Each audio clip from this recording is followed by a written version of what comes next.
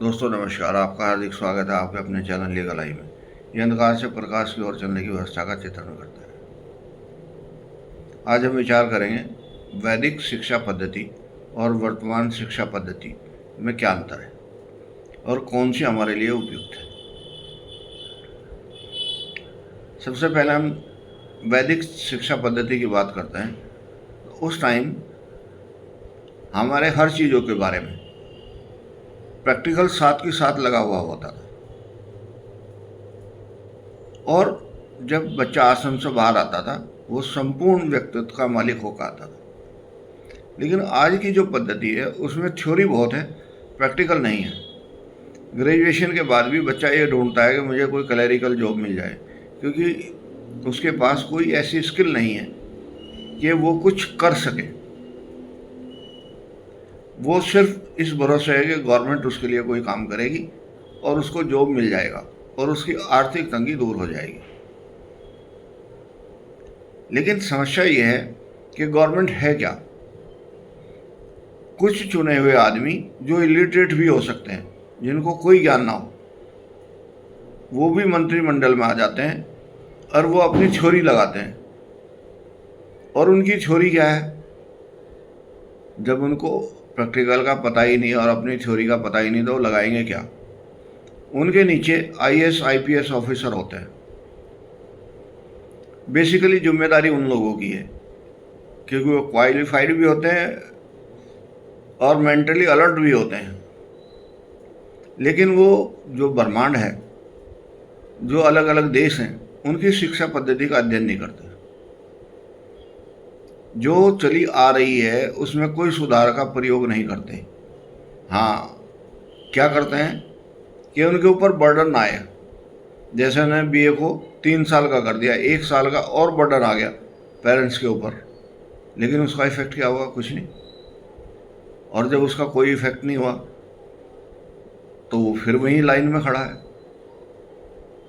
लेकिन अगर दूसरे देशों की तुलना में हम अध्ययन करें तो पता लगता है कि उनके यहाँ हर चीज़ का प्रयोग है।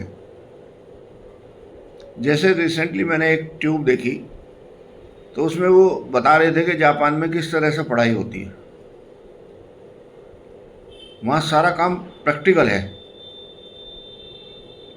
बच्चे क्लासरूम भी साफ करते हैं, टीचर भी साफ करते हैं, सारा जॉइंटली पर्पज है उनका। रेस्पेक्ट भी सिखाई जाती है, सरेंडर करना भी सिखाया जाता है। लेकिन हमारे यहाँ ऐसा नहीं है। हमारे यहाँ क्लास ही 2 बन गई, एक मध्यम वर्दी और एक अपर।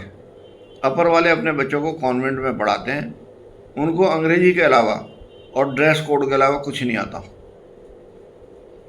अगर उनको हाई स्कूल के बाद कोई काम करने के लिए बोल दिया जाए तो ढंग से वो अपने जूतों पर पॉलिश भी नहीं कर सकते, बाकी तो करेंगे ही क्या। पेरेंट्स के ऊपर इतने डिपेंडेंट हैं, हर टाइम उनको मनी माइंडेड हैं। मुझे ये मोबाइल चाहिए, 10,000 का मोबाइल भी काम कर सकता है, क्योंकि उसका काम ही कम्युनिकेशन का है। लेकिन नहीं, उन्हें 1 लाख रुपए का एप्पल चाहिए, क्योंकि उनके दिमाग में ये सेट कर दिया गया है कि तुम्हारा स्टैंडर्ड प्रोडक्ट की यूटिलिटी से नहीं है, ब्रांड नेम से है। अब जब ब्रांड नेम से है तो फिर उनको मार्केटिंग वाले बताते हैं कि जी हम अच्छे हैं, ये दूसरे वाले सब खराब हैं। और क्योंकि उसकी अपनी व्यक्तिगत योग्यता नहीं है कि उसको बाइफरकेट कर सके कि मेरे लिए क्या ज़रूरत की चीज़ है। करप्शन की पहली सीढ़ी यहीं से आती है, ब्रांड के नाम से।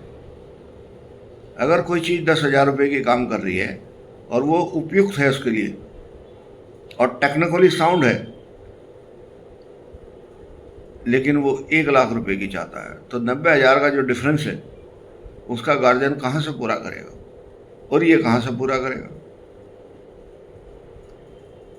टेक्निकली इसके पास है, योग्यता है नहीं, पेरेंट्स के ऊपर डिपेंडेंट है। वो अनफेयर मीन्स से पैसा कमाना चाहते हैं, क्योंकि जब ये अपने पेरेंट्स को कहते हैं कि मेरा स्टेटस एप्पल के फ़ोन का हो गया और वो भी ये मानने लगा कि एप्पल का फ़ोन अच्छा है, वो अपने बच्चों को कन्विंस करने की स्थिति में नहीं है कि कम्युनिकेशन के साधन में 10,000 रुपये का फ़ोन भी काम कर सकता है। वो इसलिए नहीं है कि उसको नॉलेज ही नहीं है। नॉलेज क्यों नहीं है? क्योंकि उनका जो बैकग्राउंड है वो आध्यात्मिक नहीं है। उनको संतुष्टि नहीं होती। उनको ये नहीं पता कि क्या चीज़ फ़ायदे की और क्या नुकसान की है। बस एक कंसेप्ट है कि मुझे अपर दिखाना है। किस चीज़ में अपर दिखाना चाहते हैं आप? जब आप जाएंगे इस दुनिया से तो कुछ भी आपके साथ नहीं जाएगा। ये भी यूनिवर्सल ट्रूथ है, सब जानते हैं। लेकिन शमशान घाट में 5 मिनट के बाद सब भूल जाते हैं। और जब सब छोड़ के यहाँ जाना है तो अनैतिक रूप से उसे कमाना क्यों है? और जब तक हमारे समझ में ये बात नहीं आएगी नैतिकता और अनैतिकता की, तब तक हमारा विकास नहीं हो सकता।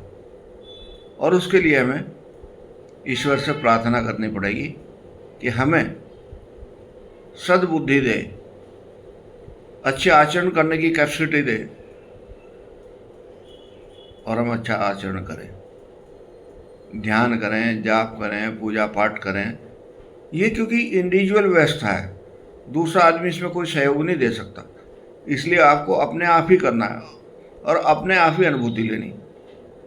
और जब आपको आनंद की अनुभूति होने लगे तो आप समझना कि आप आध्यात्मिक रास्ते पे चल पड़े हैं। जितना चलेंगे उतना पाएंगे। नमस्कार।